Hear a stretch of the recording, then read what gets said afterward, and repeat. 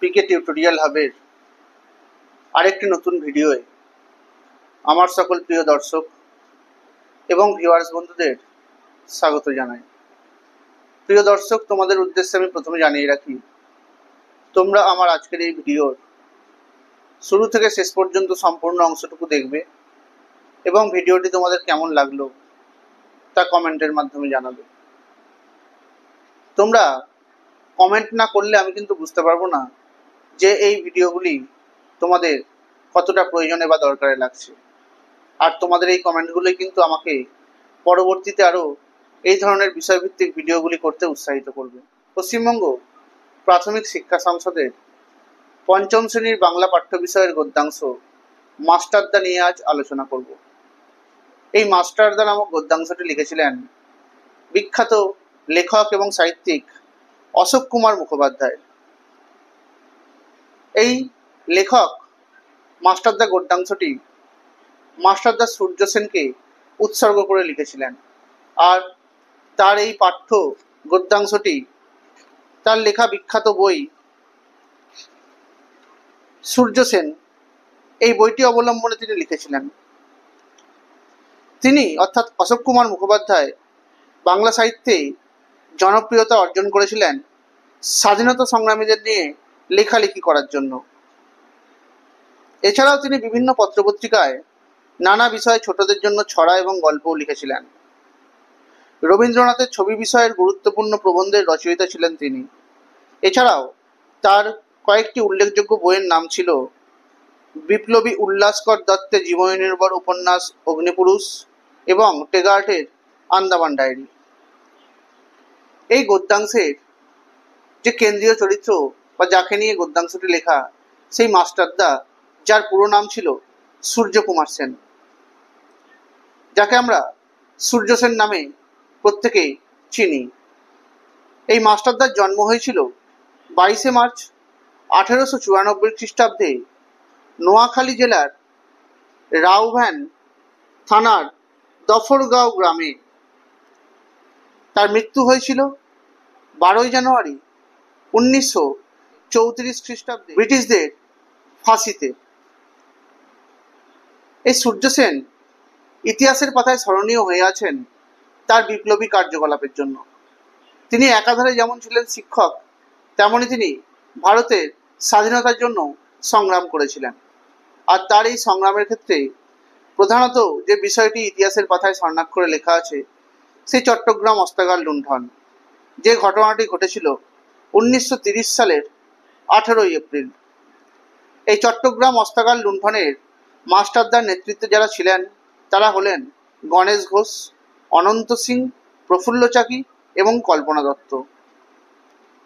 তবে এই অস্ত্রাগার লুণ্ঠনের পর সূর্য সেন প্রায় 3 বছর ধরে আত্মগোপন করেছিলেন বা লুকিয়েছিলেন। 1933 সালে বিশ্বাসঘাতকতার মাধ্যমে তিনি ব্রিটিশদের হাতে ধরা পড়ে গিয়েছিলেন। তার দাঁত এবং নখ উপড়ে ফেলা হয়েছিল, হাড় ভেঙে দেওয়া হয়েছিল এবং গরম ছ্যাঁকা দিয়েও তাকে অত্যাচার করা হতো। তিনি অহিংস আন্দোলনের পাশাপাশি সশস্ত্র সংগ্রামের প্রয়োজনীয়তাও উপলব্ধি করেছিলেন। এখন আমি তোমাদের এই গদ্যাংশটিতে শুরু থেকে শেষ পর্যন্ত যে বিষয়গুলি বলা হয়েছে সে সম্পর্কে আলোচনা করব। সাংঘাতিক এক কাণ্ডের কথা বলা হয়েছে। চট্টগ্রাম শহরের অল্প বয়সী কিছু ছেলে এক মাস্টার দাদার বুদ্ধিমতো ইংরেজ পুলিশের সঙ্গে লড়াই করে তাদের গোলা বারুদের ভাণ্ডারটিকে দখল করে নিয়েছে। আগুন লাগিয়ে দিয়েছে সেই অস্ত্রাগারে, আগুন লাগিয়েছে টেলিফোন আর টেলিগ্রাফের অফিসেও। ট্রেনে করে যে শহরে আসবে তারও উপায় নেই। 2 জায়গায় রেলের লাইন ভেঙে ফেলেছে তারা। সেখানে মালগাড়ি উল্টে গিয়ে ট্রেন চলাচল বন্ধ হয়ে গেছে। চট্টগ্রাম ইংরেজ শাসন থেকে মুক্ত, এমন এক ঘোষণা করেছে সেই সকল ছেলের দল। তারা পুড়িয়ে দিয়েছে ইংরেজ পুলিশ ঘাঁটিতে উঠতে থাকা ব্রিটিশ পতাকা ইউনিয়ন জ্যাক। সেখানে উঠছে স্বাধীন ভারতের পতাকা। ভারতবর্ষ শাসন করতে এসে ইংরেজরা বোধহয় এমন মার এর আগে খুব কমই খেয়েছিল। তারা মনের সুখে রাজ্যপাট চালিয়ে গিয়েছিল এতদিন। ভারতবাসীরা দিনের পর দিন খেটে গেছে আর সেই খাটুনির ফল ভোগ করেছে সেই সাদা চামড়ার ইংরেজরা। প্রতিবাদ করতে গেলেই এই ভারতবর্ষের মানুষের কপালে জুটেছে অত্যাচার। ভারতবর্ষে রাজত্ব করতে এসে তাদের স্পর্ধা, অর্থাৎ সেই ইংরেজদের স্পর্ধা একেবারে আকাশ ছুঁয়েছিল। কোনো কোনো প্রতিষ্ঠানে সেই শ্বেতাঙ্গ বা সাদা চামড়ার লোক ছাড়া অন্য কারো ঢোকার অনুমতি ছিল না। রেস্তোরাঁর গায়ে নোটিশ ঝুলিয়ে দেওয়া হতো, কালো চামড়ার লোক এবং কুকুরের প্রবেশ নিষেধ। অর্থাৎ সেই সময় ইংরেজরা কিন্তু ভারতীয়দেরকে এরকম ভয়ঙ্করভাবে অপমান করতেও দুবার ভাবত না। তবে এমন অন্যায় তো বেশি দিন চলতে পারে না। প্রতিবাদ হবেই, প্রতিরোধ গড়ে উঠবেই। ঠিক যেন রূপকথার রাজপুত্রদের মতো লড়াই করে দেশ থেকে দানবদের তাড়াতে চেয়েছে চট্টগ্রামের এই ছেলের দল। তাদের মনে হয়েছে ভারতবর্ষের একটা জায়গায় যুদ্ধ করে যদি ইংরেজদের তাড়ানো যায়, সারা দেশ তাহলে জেগে উঠবে। আর সকলেরই তখন মনে হবে তাহলে তো আমরাও এমনভাবে লড়াই করে ইংরেজদের অত্যাচারকে বন্ধ করতে পারি, তাদেরকে তাড়াতে পারি। দেশ আমাদের মা, সেই ভারত মাতাকে ইংরেজ দানবের কম্বল থেকে মুক্ত করতে পারি। এই ছেলের দলকে দেশের কথা বলে, খেলাধুলা, বন্দুক চালানো শিখিয়ে ইংরেজদের বিরুদ্ধে লড়াই করার উপযুক্ত করে গড়ে তুলেছিলেন এক অঙ্কের শিক্ষক, যাকে সবাই মাস্টারদা বলে ডাকত। কে ছিলেন এই মাস্টারদা, যার কথায় ছেলের দল ইংরেজদের বিরুদ্ধে মরণপণ লড়তে পারে? চট্টগ্রামের মানুষ জানে এই রোগা পাতলা সাধারণ চেহারার ধুতি পরা মানুষটির নাম সূর্য সেন। কেমন মানুষ ছিলেন এই মাস্টারদা? সবাই কেন তাকে এত সম্মান করে? মাস্টারদা কথা বলেন কম। মজাটা হলো মাস্টারদাকে বাইরে থেকে দেখে বোঝার উপায় ছিল না তিনি এত বড় একজন নেতা। তার পোশাক ছিল খুবই সাদাসিধে। বাঙালির ধুতি পাঞ্জাবি বা ধুতি শার্ট, রঙিন জামা পরেন না। কথা যেমন কম বলেন, সেরকম হাঁটা চলাতেও শব্দ হয় না প্রায়। তার বাড়ির লোকজনেরা বলেন খরম পায়ে হাঁটলেও তার খটখট আওয়াজ শোনা যায় না। এই যে মানুষটি চুপচাপ, যার ধরন, তিনি কি করে এত ছেলেকে ভারতের মুক্তির নেশায় খেপিয়ে তুললেন, রাইফেল বন্দুক নিয়ে ইংরেজদের বিরুদ্ধে লড়ালেন, এই ভারী আশ্চর্যের কথা। তবে এই অঙ্কের শিক্ষক সূর্যকুমার সেন, যিনি ছিলেন উমাতলা হাই স্কুলের শিক্ষক, নতুন মাস্টার, তাই ছেলেরা প্রথমেই বুঝে নিতে চায় লোকটি কেমন। তিনি গম্ভীর, রাশভারী, অঙ্ক ভুল হলে কড়া শাস্তি দেন, না একটু নরম সরম হাসি খুশি। ছেলেরা অবাক হয়ে দেখে এই মাস্টার মশাই বন্ধুর মতো হাসি মুখে ছোট বড় সবার সঙ্গে মেলামেশা করছেন। খুবই সহজ সাধারণ একজন মানুষ, কিন্তু তাকে ঠকাবার উপায় নেই। তার চোখের দিকে তাকালে কিছু লুকানো যায় না।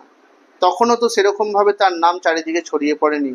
তবুও সেদিন ছাত্রদের মনে হয়েছিল এই মানুষটি একটু অন্যরকম।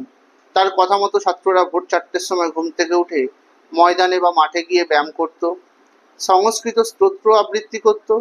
কোনো কোনো ভোরবেলায় ছাত্ররা দেওয়ানজির পুকুর পাড়ে তাদের প্রিয় অঙ্কের মাস্টার মশাইয়ের মেস বাড়িতে পৌঁছে গেলে দেখত তিনি অনেক আগেই উঠে গিয়েছেন এবং রামকৃষ্ণ স্তোত্র গান করছেন।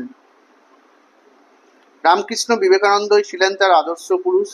ছেলেদেরও তিনি এই দুই মনীষীর ভক্তি ত্যাগ তেজস্বিতার আদর্শে গড়তে চেয়েছিলেন। তার প্রিয় কবি ছিলেন রবীন্দ্রনাথ ঠাকুর। এত প্রিয় তিনি বলতেন, কবি সম্রাট রবীন্দ্রনাথ। শুধু বলা নয়, রবীন্দ্রনাথের বহু কবিতা ছিল তার মুখস্থ। পরে জালালাবাদের পাহাড়ে লড়াইয়ের আগেও রবীন্দ্রনাথের গান কবিতা তিনি শুনেছিলেন। জেলের মধ্যে রবীন্দ্রনাথের কবিতা পড়েছেন। চিঠিতে রবীন্দ্রনাথের কবিতার লাইনকে উদ্ধৃত করেছেন। সাথীদের তার কবিতা পড়তে অনুরোধ করে বলেছিলেন, রবীন্দ্রনাথ আমাদের ভারতবর্ষের এক মস্ত বড় সম্পদ। তবে উমাতলা স্কুলের ছাত্ররা সেদিন সেই অঙ্কের শিক্ষক সূর্যকুমার সেনকে একটু অন্যরকম নজরে দেখলেও তারা কিন্তু বুঝতেই পারেনি যে এই মানুষটি একদিন শক্তিশালী ইংরেজদের বিরুদ্ধে লড়াই করবেন। 3 দিনের জন্য হলেও চট্টগ্রামকে তিনি বিদেশি শাসন থেকে মুক্ত করবেন। অর্থাৎ আমাদের এই বাংলা তথা ভারতবর্ষে স্বাধীনতার পেছনে বা স্বাধীনতা অর্জনের পিছনে এই মাস্টারদা সূর্য সেনের অবদান ছিল অনস্বীকার্য। আর লেখক তার এই গদ্যাংশের মধ্য দিয়ে সে কথাই পাঠকদের সামনে তুলে ধরেছেন। তোমরা আমার আজকের এই ভিডিওটি লাইক করে দেবে, কমেন্ট করবে, শেয়ার করে দেবে। আমার চ্যানেল নতুন দেখে থাকলে চ্যানেলটি সাবস্ক্রাইব করে দেবে। পাশে থাকা বেল আইকনটি প্রেস করে দেবে, যাতে তোমরা আমার ভিডিও নোটিফিকেশনগুলো পেতে পারো। তোমরা আমার ফেসবুক পেজে ফলো করে দেবে আর ইনস্টাগ্রামেও ফলো করে দেবে। ধন্যবাদ।